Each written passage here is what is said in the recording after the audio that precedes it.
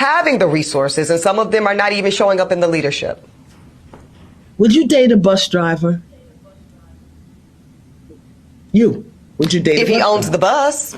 If he owns No. it. If he owns the bus. See, that's a problem. That's a problem. What is going on, everybody? Wired here. I hope you guys are all having an excellent, wonderful day. And today I wanted to react to this clip that's going viral from Miss Ebony K. Williams and her comments about how she wouldn't date a bus driver, or at least not unless he owned the bus. And I think this kind of speaks to the current dating culture. I'm not really a red pill commentator, creator, anything like that. I know a little bit about the red pill movement, the manosphere, but I'm no dating expert. But I think this is a very fascinating take where I think a lot of modern women, and I'm not going to say all modern women because I don't want to, generalize anybody like that, but a lot of people don't really respect the blue collar jobs that keep our society rumming and, humming pretty much.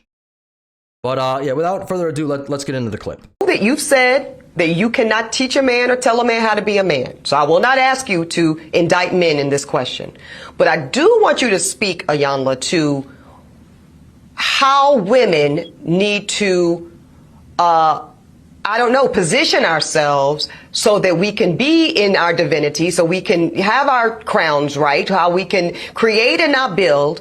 When some of us, quite frankly, feel that the men that are available to us, and I'm talking about across the color spectrum, across the age spectrum, trust me, I've done them all, they are not positioned to protect nor provide because of some of the statistics we just talked about. They're not earning the incomes. They're not having the resources, and some of them are not even showing up in the leadership. Would you date a bus driver? Would you date if he owns the bus? If he owns it. If he owns the bus. See, that's a problem. That's a problem. That's a problem. Okay. Because the standards and requisites, and I'm not talking about him laying on his sofa playing video games all day. I'm not talking about that. But the standards and the criteria that we use to measure men is off for who we are as women and who they are in this society. I would date a bus driver if he loved driving the bus, if he was a man of integrity, if he was good to his mama, if he treated me well. Yeah, so you heard that. And there's a lot of people who are not too happy about her comments about this. There's a lot of pushback going on, presumably from blue-collar workers, blue-collar men, who probably feel a little undervalued due to these very high preferences from this woman. Now, I am going to say there is nothing wrong with people having standards. People should have standards. But I do think it's a whole cultural thing where pretty much a woman, or some women anyway, can do kind of whatever they want, and it's all, you go, slay queen, all that type of stuff. And, but a woman can have all the standards she wants. The guy's got to be making, what, 6 figures, got to be over 6 foot, got to have an 8-inch dong, he probably should be, pretty good looking, have hair, he should have, be established, have, nice car, probably already own his own house. And then you ask women, what do they bring to the table? Oh, the only question, or the only thing they ever say is, well, I am the table. I am the table. And I heard a statistic, I think it's off of Fresh and Fit, which I don't know. I think they seem pretty researched. They seem like they know what they're doing and all that type of stuff. That it says 80% of women only go after the top 20% of men. You got to have all these different qualities.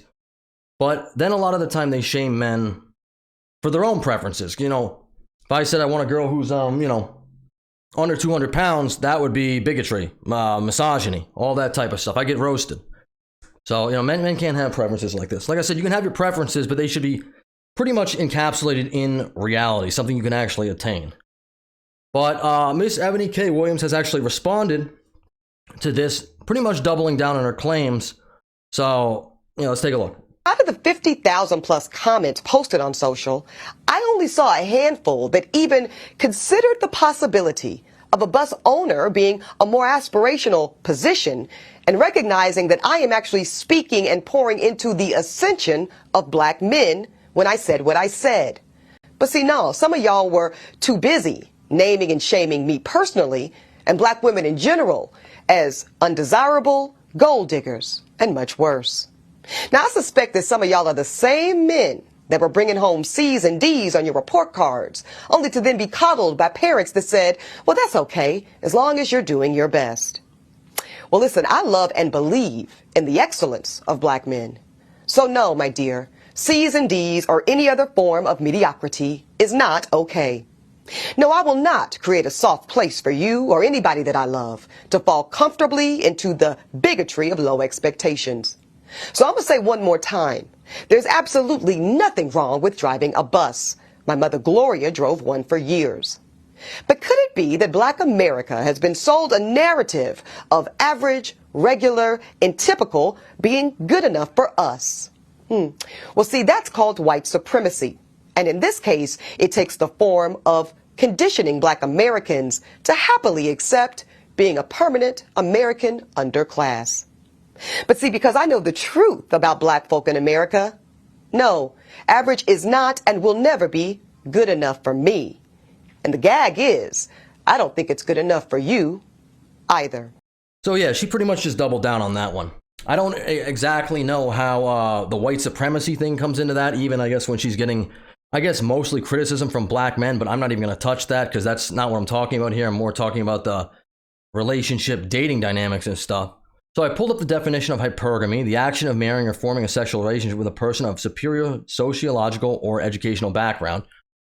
And I feel like that's a plague that's on society. I think it's also kind of perpetuated by this social media culture because you can snap a picture up there and you get tons of attention. And for some women, not all women, I'm not going to generalize like that. I would never do that. So any women listening, please don't be offended. I'm not talking about you. But it gives you an overinflated sense of self because, you know, men are primarily dogs, in all honesty. You know, but I feel like the expectations here is that if a bus driver is not good enough. We need bus drivers for society's sake. Bus drivers, they can make pretty good money. I don't know. I've never been a bus driver personally, but you know, I'm sure some of them are making $40,000, $50,000, $60,000 a year. You know, it's the same thing. It's just like you want a fancy title, you want to date the CEOs, all that type of stuff. But you know, there's a lot of blue collar jobs that make really good money. Electricians or plumbers, contractors, all that type of stuff. You know, people, carpenters, anyone who could put a house together, anyone in construction. That's all blue collar work. I know a guy, my one friend, he's in construction. He makes, I think, around $85,000 a year. He's only been doing it, I don't know, maybe like 4 or 5 years. Maybe he's a foreman now. I'm not sure exactly what his position is. Not the point though. He started, he worked his way up, and he's making really good money doing that. I just don't understand this whole shaming of regular jobs. You know, men have to pretty much create their value in this society. Women are pretty much born with value. Women always have value. We're supposed to look out for women, protect women. We're supposed to hold the door open, pay on the first date, all that type of stuff. But then it's like it all comes down to, you know, how a man can build up his value. It doesn't come right away. Women, if you're an attractive woman, 7, 8, you can get flown out to Dubai. You can, you know, be partying on yachts and stuff like that. No 18-year-old guy is going to do that unless they're, you know, some type of Nepo baby. You know, they're a trust fund baby, something like that. Men got to earn their value. And ordinarily so, or at least some of the times are how it should work, is partners are supposed to come together and help build value for both of them within each other, work as a team.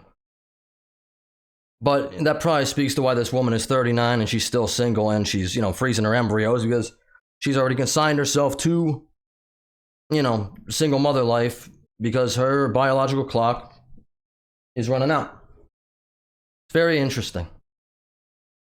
Anyway, that's all I got for you. Leave a like on the video, subscribe to the channel, and I will catch you on the next one. Thank you for listening this long. Later.